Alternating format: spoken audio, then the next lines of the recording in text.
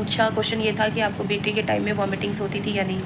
तो मैं आपको बताऊँ, मैं आपको तीनों प्रेगनेंसी के बारे में बता रही हूँ, अपनी बेटी की टाइम की प्रेगनेंसी और बेटे के टाइम की प्रेगनेंसी और ये थर्ड प्रेगनेंसी। तो मुझे जो है बेटे के टाइम में vomitings. So family, welcome back to my YouTube channel Pooja Ashish blog. कैसे हो आप सब? आशा करती हूँ आप सब बहुत अच्छे होंगे। तो मेरी मॉर्निंग यहाँ पे हो चुकी है और मैं मॉर्निंग में जल्दी जल्दी घर के काम काज निपटा के मैं आ गई हूँ हॉस्पिटल, क्योंकि आप सब जानते हैं मेरी तीसरी प्रेगनेंसी का 8वां मंथ चल रहा है। और 8वें मंथ में जो मतलब आखिरी बोल सकते हैं अल्ट्रासाउंड होता है, स्कैन होता है, वो मेरा आज होना था। तो मेरा होना था अल्ट्रासाउंड, जिसकी वजह से मैं आई थी हॉस्पिटल और हस्बैंड के साथ आई थी, उन्हें ऑफिस भी जाना था। तो उन्होंने सोचा पहले हॉस्पिटल जाके अल्ट्रासाउंड करा लेते हैं, फिर हॉस्पिटल से ही वो निकल गए थे अपने ऑफिस के लिए। तो यहाँ पे बहुत ज़्यादा भीड़ थी और बहुत ज़्यादा गर्मी हो रही थी। घंटों नंबर का वेट करने के बाद में मेरा नंबर आया। उसके बाद यहाँ पे मैं देखिए वेट कर रही हूँ अपने अल्ट्रासाउंड होने का, मतलब अपने स्कैन होने का। तो यहाँ पे अभी किसी और का हो रहा है। उसके बाद फाइनली मेरा नंबर आता है। मैं सुबह की आई हुई हूँ और यहाँ पे लगभग 1-1:30 बज गया था और फाइनली मेरा नंबर आता है। तो यहाँ पे मैडम जो हैं वो स्कैन कर रही हैं मेरा, और मैंने उनसे जितना पूछा कि बेबी कैसा है, तो उन्होंने नॉर्मली यही बताया कि सब कुछ ठीक है। और उसके बाद में रिपोर्ट्स मैंने नहीं ली थी, वो बाद में लूँगी, और क्योंकि लेट मिलती फिर मैं ओला बुक करके घर आ गई थी। फैमिली, तो कल के बाद में मैं आज नेक्स्ट डे फ़ोन उठाई हूँ शूट करने के लिए, क्योंकि मेरी तबीयत अचानक बहुत ज़्यादा ख़राब हो गई थी। आप मेरा फेस अभी देख सकते हैं, फेस पे स्वेलिंग है बहुत ज़्यादा, और पसीना भी आप देख रहे हैं, पसीना निकला हुआ है, क्योंकि मुझे हो गया है कल से, मतलब कोल्ड हुआ है और साथ में फीवर भी है।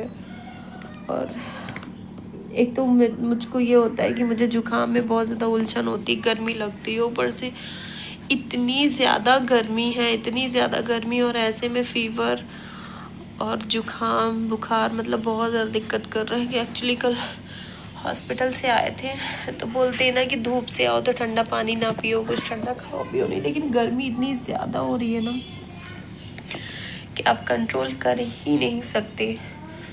तो मतलब अब मुझे पता नहीं उस वजह से ही हुआ है या क्या कारण है कि मैं अल्ट्रासाउंड के लिए गई हुई थी हॉस्पिटल, वहाँ से आई, इतनी तेज़ गर्मी हो रही थी, तो घर पे आके तो पानी वानी मैंने पिया ही है। और दूसरा ये कारण भी हो सकता है कि लाइट इस टाइम बहुत डिम रहती है, जब बहुत ज़्यादा गर्मी रहती है ना तो लाइट बहुत डिम हो जाती है, जिसकी वजह से मेरी जो एसी है, हालांकि स्टेबलाइज़र लगा उसके बाद भी वो क्या बोलते हैं कंप्रेशर मतलब नहीं उठाती है, कूलिंग नहीं करती है, मतलब एसी कुल मिला के चल नहीं रही थी कल। तो हम लोगों ने फिर, गर्मी इतनी ज़्यादा है कि आप बिना एसी कूलर के रह नहीं सकते हो, 1 मिनट काटना मुश्किल है। एक्चुअली मेरा ऊपर का पोर्शन है, मतलब मेरा जो बेडरूम है वो ऊपर है, तो बहुत ज़्यादा दिक्कत होती। तो रात में हम लोगों ने कूलर चलाया, पानी उसमें मतलब भर के पानी वाला कूलर चलाया। तो हो सकता है कि उस वजह से हो गया हो, क्योंकि मैं मतलब अल्ट्रासाउंड तो दिन में कराने गई थी, उसके बाद तो मुझे नहीं लगा था कि मुझे जुकाम हो गया, तबीयत बिगड़ गई मेरी।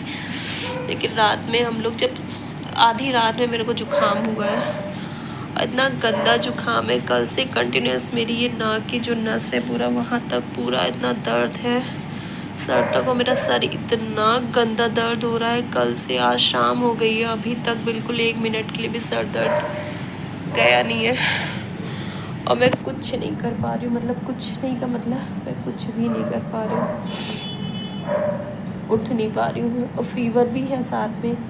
और ऐसे में प्रेगनेंसी में आप बिना मतलब डॉक्टर के बताए हुए आप मेडिसिन भी नहीं ले सकते, उसमें भी डर रहता है, नहीं लेना चाहिए। तो मैं मेडिसिन भी कुछ नहीं ले रही हूँ, बस घरेलू उपाय कर रही हूँ, लेकिन बहुत ज़्यादा दिक्कत हो रही है, बॉडी का एक एक मतलब एक एक हड्डी दर्द हो रही है। और आप शक्ल से ही देख सकते हैं बैंड बची हुई है पूरी तरीके से, समझ में नहीं आ रहा है। कल से आई हूँ तो रात से मैं इतना ज़्यादा परेशान हूँ, मैंने आज सुबह हस्बैंड का लंच भी नहीं बना पाया, ऐसे ही वो गए, क्योंकि मुझे सुबह जब मैं उठी थी ना मुझे फ़ीवर था, और अभी तक मैंने कोई मेडिसिन नहीं खाई है फ़ीवर की। समझ में नहीं आ रहा कि एक फ्रेंड है मेरी, मैं उससे भी पूछूंगी कि अब मैं ले सकती हूँ ना, क्योंकि अब मेरे से बर्दाश्त नहीं हो रहा है। मैं ऑलरेडी 8 मंथ चल रहा है, ऑलरेडी इतनी सारी प्रॉब्लम्स होती हैं, ऊपर से भगवान जी ये मतलब क्या बताऊँ मैं, ये कोल्ड और फीवर भी आ गया, मैं क्या क्या देखूँ। ऊपर से मुझे सबसे ज़्यादा टेंशन ये हो रही है कि प्रेगनेंसी का मेरा 32वां हफ्ता चल रहा है, मतलब 33 लग गया या लगने को है, आई थिंक लग गया 1-2 दिन। तो मतलब टाइम ऐसा चल रहा है ना कि ऐसे टाइम में मुझे अपना हॉस्पिटल बैग तैयार कर लेना चाहिए, क्योंकि मेरी 2 प्रेगनेंसी में ऐसा हो चुका है कि 8 मंथ के बाद, मतलब जैसे 8 मंथ लगता है उसके बाद में मेरी जो तकलीफ़ें हैं वो इतनी बढ़ जाती हैं, मुझको फॉल्स वाले लेबर पेन आने लगते हैं। क्योंकि बेटी के टाइम में उतना नहीं हुआ था, लेकिन बेटी के टाइम में मुझे ध्यान है, मुझे 8 मंथ में 2-3 बार ऐसा हुआ कि मुझे जो फॉल्स लेबर पेन आते हैं ना वो हुए थे। तभी ये मिस्टेक हुई थी कि जब रियल वाला मतलब लेबर पेन जब हुआ था, जब बाबू हुआ है, तो मैं उस दिन भी मैं इसीलिए इतना लेट कर ली थी। मैंने यही सोचा कि उसी तरीके के हो रहे हैं, फॉल्स वाला हो रहा होगा, ठीक हो जाएगा, लेकिन नहीं, वो उस दिन होना ही था डिलीवरी। तो ये टाइम ऑलरेडी 8 मंथ में तो ऑलरेडी इतनी सारी दिक्कतें होती कि उठने में, बैठने में, लेटने में आपको पूरी रात नींद नहीं आएगी, आप खा नहीं पाओगे, आप पी नहीं पाओगे, आप ज़्यादा देर खड़े नहीं हो पाओगे, आप कोई काम नहीं कर पाओगे। तो ऐसे में मतलब बहुत ज़्यादा एक तो ज़रूरत होती है कि कोई और व्यक्ति हो जो आपकी मदद करे। तो मेरे पास कोई ऐसा है नहीं जो इन सब चीज़ों में मदद करे। हस्बैंड सुबह चले जाते हैं, रात में आते हैं। अब वो रात में सोने के टाइम पे हैं तो क्या ही मदद करेंगे। और इस टाइम मुझे अपनी बेटी की बहुत याद आ रही है कि वो, आप लोगों को पता है, नानी के यहाँ गई हुई है। ये देखिए, सुबह से मैंने कॉम भी नहीं नहाई थी मैं जैसे तैसे, क्योंकि बहुत ज़्यादा उलझन हो रही थी, गर्मी बहुत है, इसलिए मैंने नहाया था। और ऐसे ही मैंने जूड़ा बना लिया था, भी लेटी थी तो बाल खुल गए, तो अजीब से बाल लग रहे हैं। तो ये कह रही मैं बेटी की इसलिए याद आ रही है कि पहली बात तो वो पहली बार इतने दिनों के लिए गई है, मेरे से दूर हुई है। और दूसरा, इस टाइम मुझे जब दिक्कत हो रही है ना, तो मुझे पल पल उसकी याद आ रही कि वो बहुत काम अभी से करने लगी थी, बहुत चीज़ें वो मेरे, जैसे मैं बोल दूँ बेटू सर दर्द हो रहा तो वो विक्स लगा देती थी, सर दबा देती थी, बालों में ऑयलिंग कर देती थी, या मेरा या फिर मुझे नोज़िया वगैरह होता तो नींबू पानी बना देती थी। तो सिर्फ ये यहाँ पे मदद वाली बात नहीं कि वो मेरी हेल्प करती थी इसलिए मुझे ज़्यादा, ये भी होता है कि जब आप बीमार होते हो ना, तो आपके पास जब अपना कोई होता है, आप उससे बोलते हो कि मतलब, तो फिर थोड़ा मन वो हल्का होता है। और जब आप बीमार हो और पूरे कमरे में आप अकेले पड़े हो ना, तो बहुत ज़्यादा, मतलब क्या बोलूँ मैं, बहुत बुरा लगता है। तो ऐसी हालत में हूँ मैं। बिटिया रानी भी कुछ दिनों में आने वाली, भी टिकट उनकी हो रही है, मामा उनके छोड़ने आई है। याद आती, लेकिन मैं ज़्यादा वो नहीं करती हूँ, क्योंकि अब क्या ही है, उसको इतनी ज़्यादा खुशी थी नानी के पास जाने की और नानी को भी बहुत खुशी थी, तो मैंने सोचा चलो चली जाए, अच्छा ही है।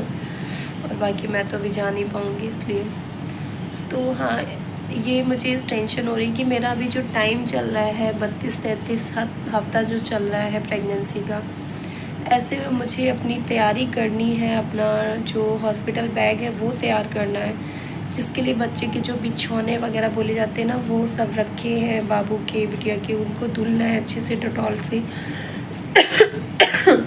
धूप में सुखाना है। उसके बाद उनके जितने कपड़े कॉटन के हमारे यहाँ होता है ना, छठी तक नया कपड़ा नहीं पहनाते, पुराना पहनाते हैं। तो वही बाबू की, बेटी के, वो सब बेड में पड़े हुए हैं। जो बेड होता है सोने वाला, अंदर स्टोरेज चला रहता है ना, उसमें सब रखे हुए हैं। तो उसको खोलना है, सब ढूंढना है, धुल के सब सुखाना है, उनको सब कुछ इंतज़ाम करके रखना है, क्योंकि कुछ भरोसा नहीं होता है कि ज़रूरी नहीं होता है 8वां महीना पूरा हो जाए या 9वां महीना पूरा हो जाए तभी डिलीवरी हो। क्योंकि मेरे साथ तो दोनों डिलीवरी जो मेरी हैं वो लगभग 8.5 महीने में हुई है, 9 तक तो मैं पहुंची नहीं हूँ। तो वही अभी मेरा 8 मंथ चल रहा है। मुझे इतनी टेंशन है कि मेरी कोई तैयारी नहीं हो पा रही है, और नहीं हो पाई तैयारी। एक तो मैं बिल्कुल अकेली पड़ रही हूँ उस टाइम, और हेल्थ काफ़ी बिगड़ी रहती है मेरी।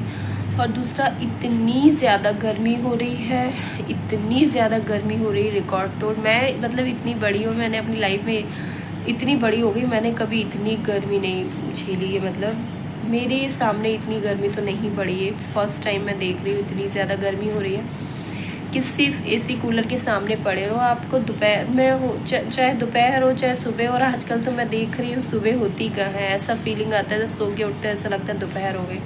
तो इतनी गर्मी में मैं अंदर रूम में जाके बेड खोलना, ये कपड़े वपड़े का इंतज़ाम करना कर ही नहीं पा रही हूँ। मैं भगवान से मना रही थी, भगवान जी जल्दी से बारिश वारिश करो, थोड़ा सा मौसम अच्छा करो ताकि मैं ये सब तैयारी कर सकूं। तो मौसम तो कल बारिश हुई थी तो उस वजह से आज धूप नहीं निकली है, तो मौसम तो उतना ज़्यादा गर्म नहीं है आज, ठीक है। लेकिन अब जब मौसम ठीक है तो मतलब तबीयत ऐसी है कि मैं कुछ नहीं कर पा रही। मैंने सुबह से कुछ नहीं किया, बस पड़ी हुई। तो भगवान जी से यही प्रार्थना है कि भैया मौसम भी अच्छा रखो, मेरा शरीर भी थोड़ा अच्छा रखो कि मैं तैयारी कर लूँ। कहीं मुझे दिल में एक डर बैठा हो, कहीं ऐसा ना हो मेरी कोई भी तैयारी नहीं है हॉस्पिटल की और अचानक से मुझे लेबर पेन अगर आ गया। वैसे तो डॉक्टर ने बोला है कि जैसे एक प्लानिंग करके किया जाता है डिलीवरी, तो वो 37 हफ्ते में होगी, मतलब ऑपरेशन करेंगे। लेकिन अगर उन्होंने बोला उससे पहले तुम्हारे लेबर पेन आ जाता है तो वो उस हिसाब से की जाएगी।